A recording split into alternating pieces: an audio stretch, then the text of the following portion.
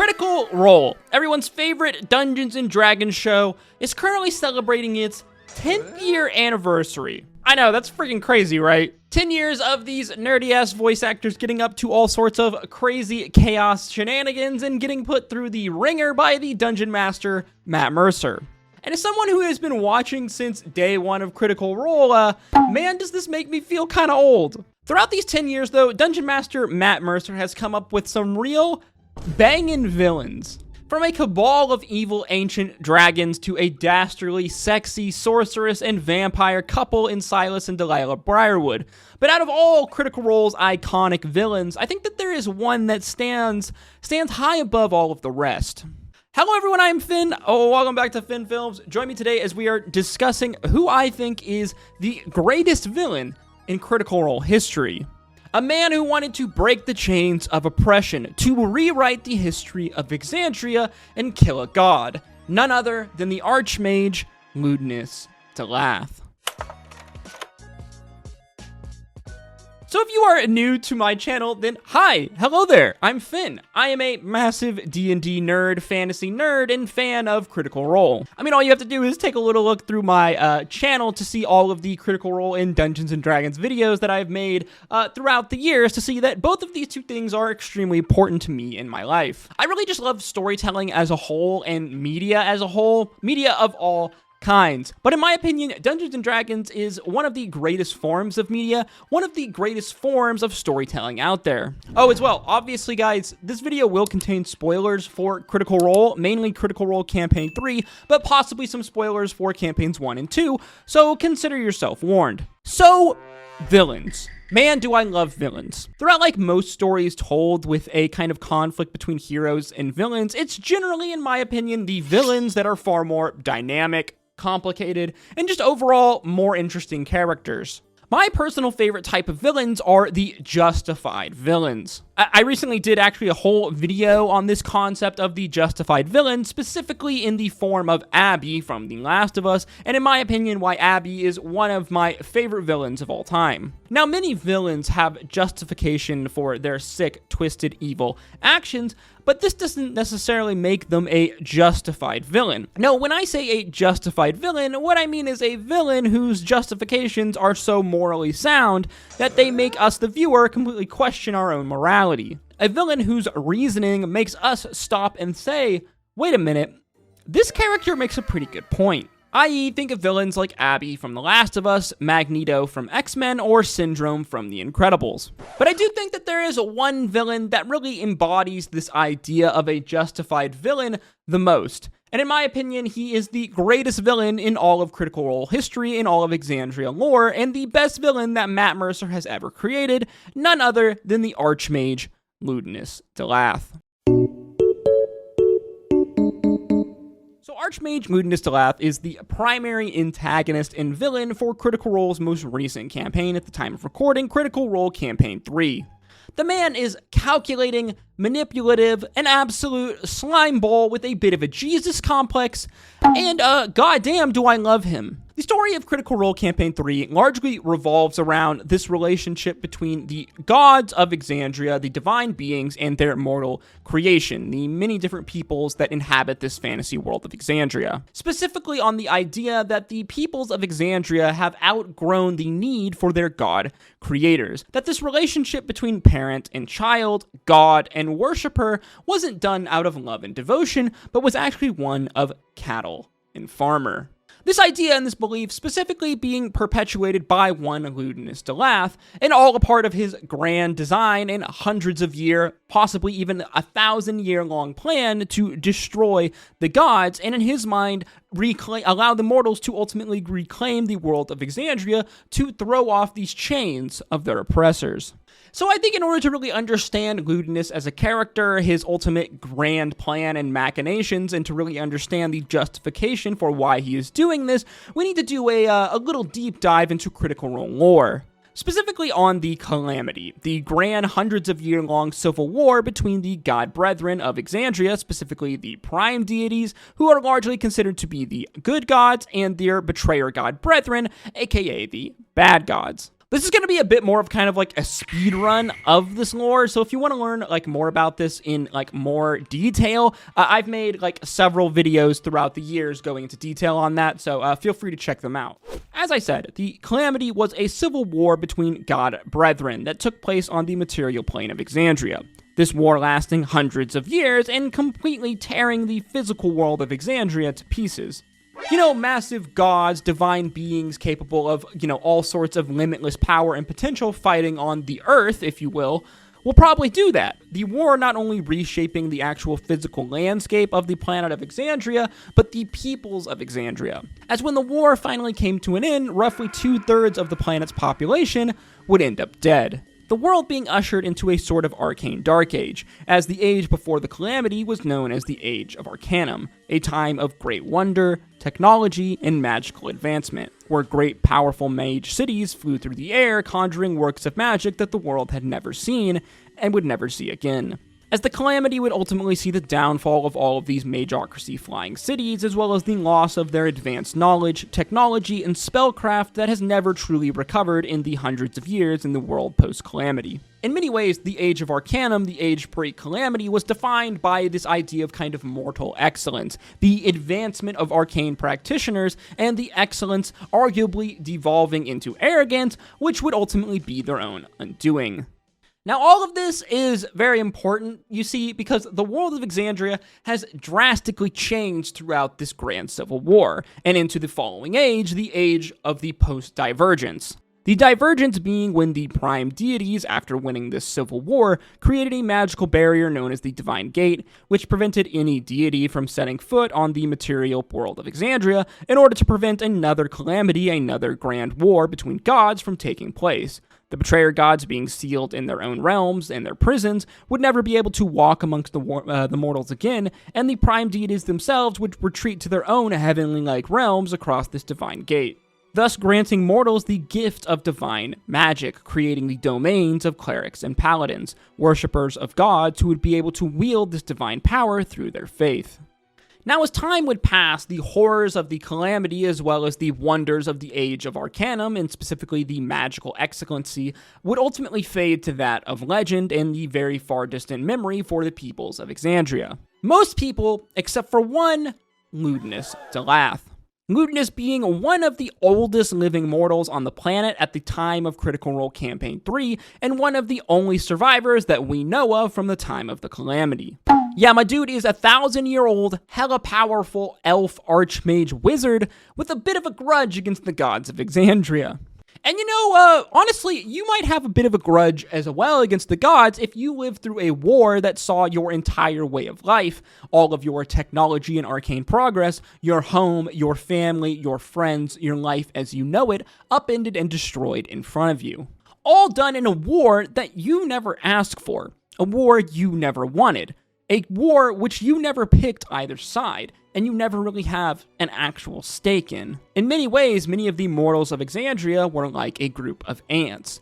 Ants that could only watch helplessly as two elephants battled overhead. As a survivor of the Calamity, a person who witnessed firsthand the horrors, this is how Ludinus felt. And this is ultimately the catalyst for his hatred of the divine, and his ultimate goal to see them destroyed. In his mind, to free the mortals from the chains of their oppressors. Here, let me show you this real banger monologue, this banger quote that Matt has at playing Ludinus from Critical Role Campaign 3, Episode 51, the episode titled Apogee Solstice, and I think that this scene really makes Ludinus' kind of thoughts and motivations extremely clear. The greatest lie ever told is that we need them. We are their gardens, their cattle. They created us to feed them with our faith, our hopes, our souls, lapping up their fables to give them form, purpose, control. They did not give us this world. They took it from the Titans, slew them in their home, and tilled its soil to harvest us for all eternity. But we, their special children, surpassed our masters. We questioned their games. We found our own will, our own power, our own drive to create that eclipsed their own. We unraveled their weave and killed one of them, became one of them. Then they feared us. The calamity was not a tragedy. It was a punishment. Their war amounted to them little more than a contest, and we all suffered for our excellence. A genocidal admonishment for following our own will. They still fear us, hiding behind their gate, reaping our dreams as they deceive us into ceding our agency to their whims and squabbles. They should be afraid. We are the new source of life, of creation. Stain my legacy all you wish. I have worked selflessly for 1,000 years to find the means of shattering these chains of fate and oppression. Let me be your villain if it means liberation for all and forever. So let's examine this monologue, this quote then, in a bit more detail, and let's see if we can make some more sense of it. Ludinus opens by setting up the relationship, at least how he sees it, between mortals and divine beings, aka in his mind, mortals being the garden or the cattle, and the gods being the gardener or the rancher. He says that mortals were created to feed gods, specifically how their faith, the faith of the mortal, feeds the gods' divine power, as well as it gives them purpose. Purpose to control, purpose to rule. And honestly, in many ways, he's not entirely wrong here. I discussed the nature of divinity in Dungeons & Dragons in this video. I'll link in the eye above, this video titled on how to become a god. But divinity in Dungeons & Dragons, as well as in the world of Critical Role, is kind of this non-linear thing. Meaning that specifically a god's power and a god's influence is directly related to the number of worshippers and the faith of those people that worship said god. Meaning that the more worshippers a god has, and the stronger that the faith of these worshippers are, the stronger that this god will become. We also see this play out in reverse with the goddess Sarenrae, aka the Everlight, who in the Calamity has many of her followers killed, the god retreating into somewhat obscurity in the post-Calamity age, as most of her followers would be killed along with her shrines and temples destroyed, her followers becoming a very small spread out group, meaning that much of her power and influence has waned, making her weaker. We've also seen this in reverse, that several characters throughout Critical Role lore has gained a cult following, a group of worshippers that has ultimately led to many powerful beings ascending to demigod or even times god status. Specifically, I'm thinking of beings like Uk'otoa, the Traveler, and even Vecna, the Whispered One. From here, Ludinus gives us a history lesson to the time of the founding and the conflict between the gods of Exandria, who fled to Exandria from a god-eating entity known as Predathos, and how the gods wrestled control of the world of Exandria from the primordial titans who had lived on the planet long before they ever came. Ludinus's recounting of these events being pretty accurate to everything that we, the audience, has learned about the kind of old ancient lore of Exandria. From here, Ludinus continues his history lesson, recounting the beginning of the Age of Arcanum, how the mortals took the gift of the arcane from the gods and flourished with them. In his words, the children surpassed the masters. They found their own will to drive and create. As the mages of the Age of Arcanum would ultimately gain power, they too began to create new beings, create things in their own image. For example, like the sentient robots, the Aormatons. He says that these mages unraveled their weave, killed one of them, became one of them, and then they began to fear us. This too is pretty f***ing accurate. Ludinus is referencing the ascension of the Raven Queen, a mortal mage of Avalier who during the Age of Arcanum would ultimately rise to godhood, taking the place of the former god of death, becoming the new god of death, this former god dying in the process. This ascension to mortal to God being an affront to many of the other divine brethren. Remember, not only is this a situation of a mortal, a creation of the gods, slaying a god dying in the process, then a mortal rising to that station, becoming a god, meaning that this separation between mortal and God, between creator and creation, is not as drastic as we have been led to believe. If a mortal could become a god, then really what makes the gods that special? What purpose do the gods really serve?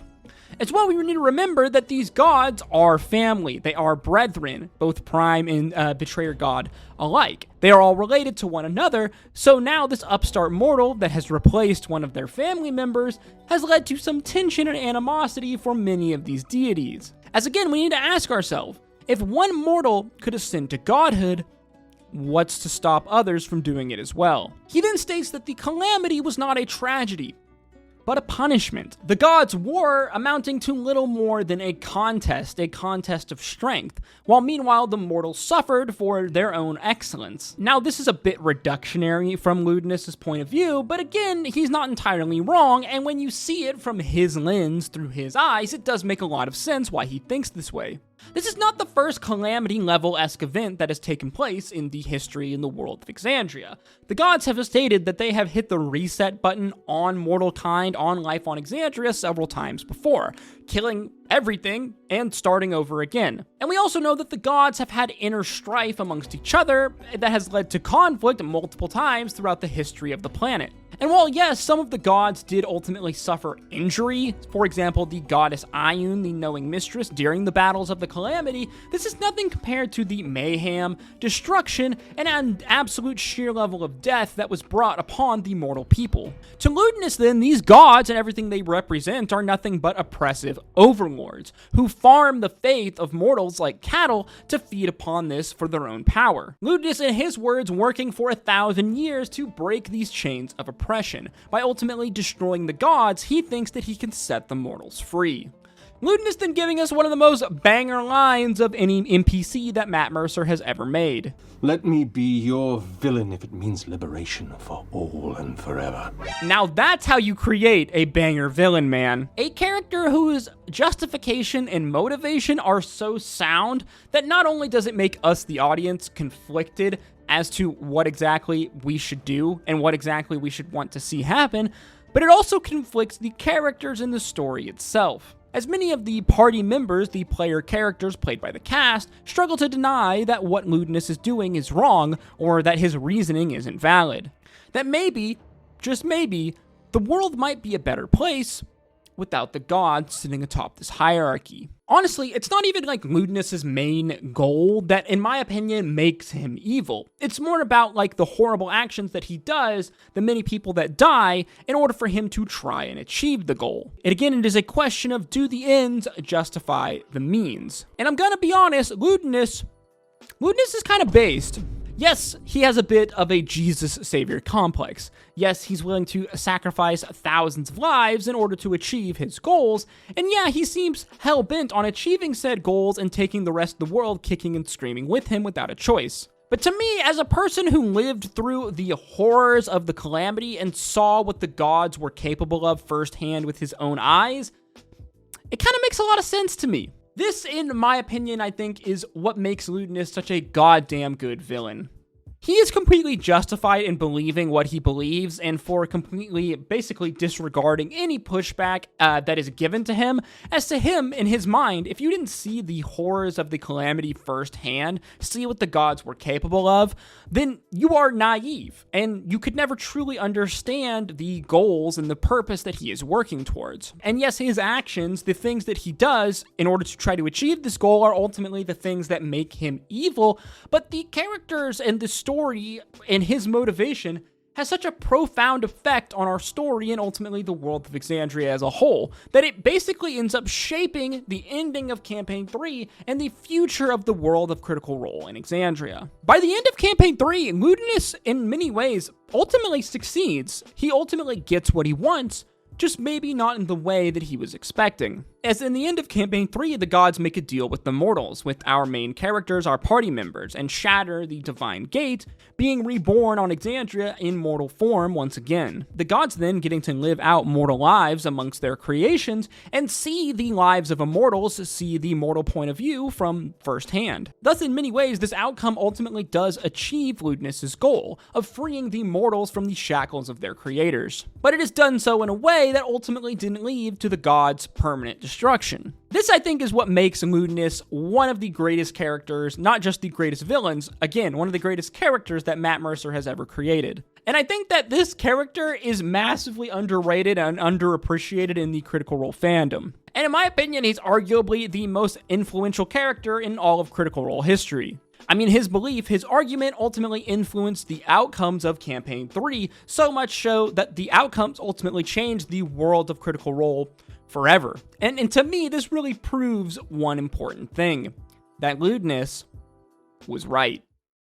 As always, guys, with these videos, these are just my thoughts and opinions, so feel free to let me know yours in the comment section down below. What do you think about Ludinus Da'leth in Critical Role? Do you think he was right? And do you think he is Matt Mercer's greatest ever villain? If you did enjoy this video, then want to check out some of my other content on screen now. And as always, guys, I hope to see you in the next video. Thank you again for watching. Until next time, stay safe out there. Peace. Love. Auto.